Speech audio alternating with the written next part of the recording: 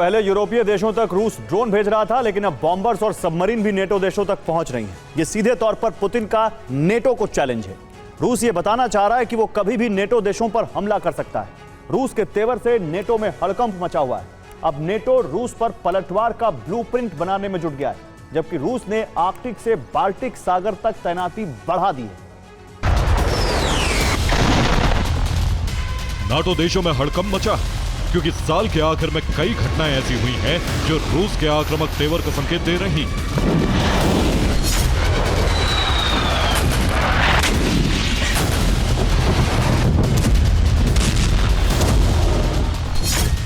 पहला संकेत है कि ब्रिटेन के एयर स्पेस पर रूस के Tu-95 बॉम्बर पहुंचे।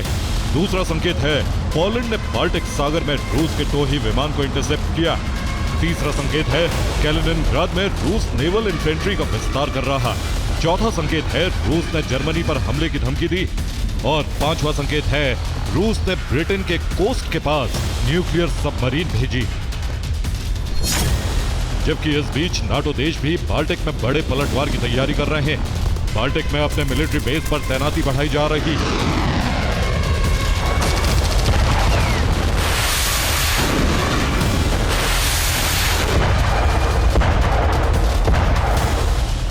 नाटो के टारगेट पर रूस का एटमी बेस कैलिनिनग्राड, इसे लेकर रूस की तरफ से धमकी दी गई।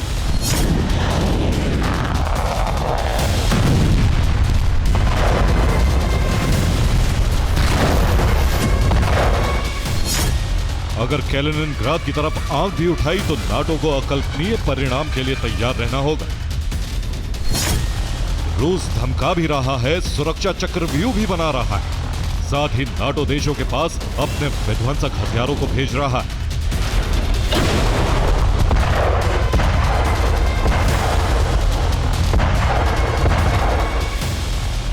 दरअसल ये रूस के प्लान का दूसरा चरण, जिसमें पहले उसने ड्रोन भेजकर सुरक्षा इंतजामों की जांच की। ऐसा अब तक 15 देशों में वो कर चुका।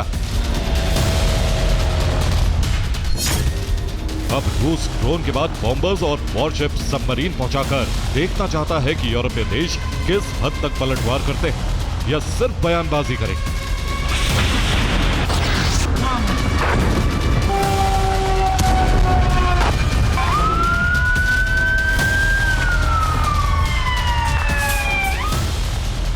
यानी रूस नाटो देशों को उकसा रहा है। अगर नाटो देशों ने हमला किया तो रूस पलटवार पूरी ताकत से करेगा, क्योंकि पुतिन पहले ही कह चुके हैं।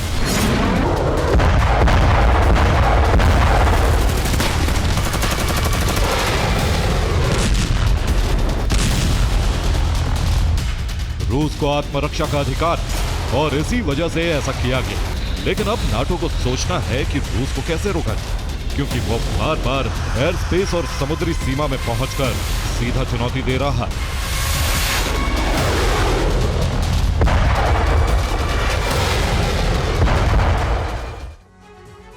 और ब्रिटेन के एयर स्पेस तक रूसी बॉम्बर्स पहुंचे हैं, जो सीधा चैलेंज है।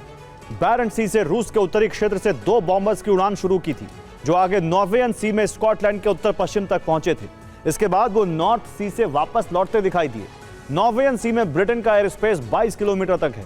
इस दौरान यूके के फाइटर जेट ने निगरानी शुरू की थी। दोनों रूसी बॉम्बर्स को 2 यूरो फाइटर से स्क्रैम्बल किया था। ब्रिटेन के एयर स्पेस के पास तक पहुंच गए थे ये बॉम्बर्स। ऐसा कयास है कि बॉम्बर्स एयर स्पेस में अंदर नहीं घुसे, बस ताकत दिखाने आए थे। लगातार 7 घंटे तक उड़ान भरते रहे। इस दौरान ब्रिटिश जेट भी पीछा करते रहे।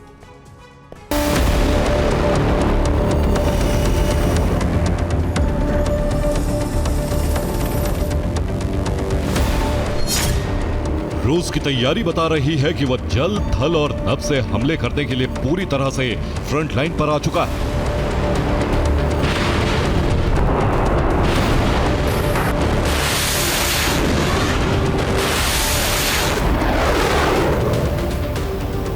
Tu-95 बॉम्बर्स के जरिए रूस ने बताया है कि वह कभी भी यूरोप के किसी भी देश तक पहुंच सकता है।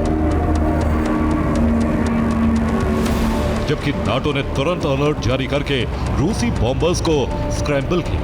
2 जेट वीडियो में दिख भी रहे हैं। यानी रूस कभी भी हमला कर सकता है और नाटो उसका जवाब दे सकता है।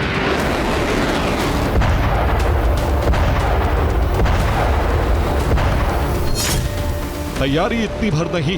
बेलारूस में ओरेशनिक की तैनाती के बाद कैलिनिनग्राद पर भी रूस डिप्लॉयमेंट बढ़ा रहा है।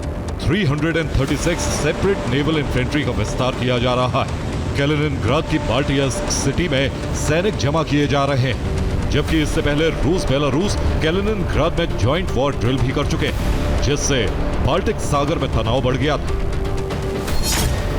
रूस अब सीधे उन देशों को टारगेट करेगा जो यूक्रेन को बारूद सप्लाई कर रहे हैं। उसमें सबसे पहला टारगेट पोलैंड होगा, क्योंकि वहीं से यूक्रेन को सारे देशों के हथियार सप्लाई किए जाते हैं।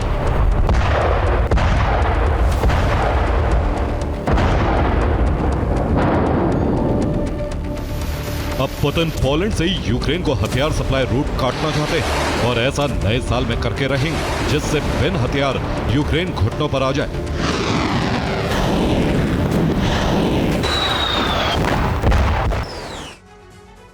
और बाल्टिक में कुछ बड़ा होने वाला है। बाल्टिक में रूस की गतिविधि से ऐसे ही संकेत मिल रहे हैं, क्योंकि पिछले कुछ वक्त में रूस के ड्रोन और बॉम्बर्स पेट्रोलिंग कर रहे हैं, जिनके टारगेट पर बाल्टिक के पास वाले देश हैं। इन देशों पर सर्विलांस ड्रोन से जासूसी कराई गई, फिर बॉम्बर्स ने इनके एयर स्पेस के पास उड़ान भरी है।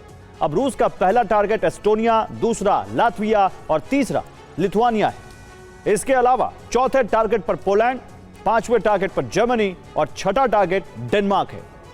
इसके अलावा स्वीडन और फिनलैंड पर भी रूस हमला कर सकता है।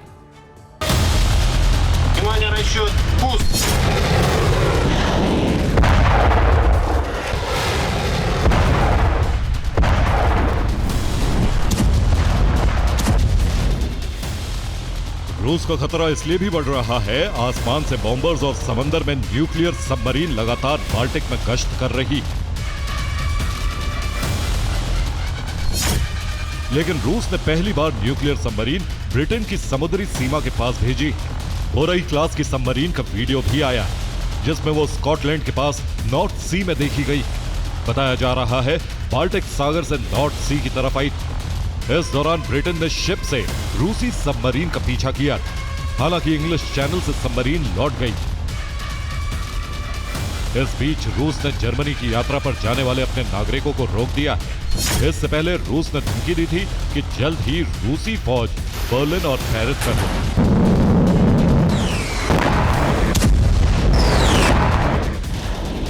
यानी रूस अब बाल्टिक देशों के बाद सीधे यूरोप के शक्तिशाली देशों को धमकाने लगा। क्या इसके पीछे रूस और अमेरिका की सीक्रेट डील है? अगर अमेरिका ने रूस को हमले का ग्रीन सिग्नल दिया है, तो यूरोप को विध्वंस से कोई नहीं बचा सकता, क्योंकि ट्रंप पहले ही यूरोप को सैन्य सहायता से इनकार कर चुके हैं।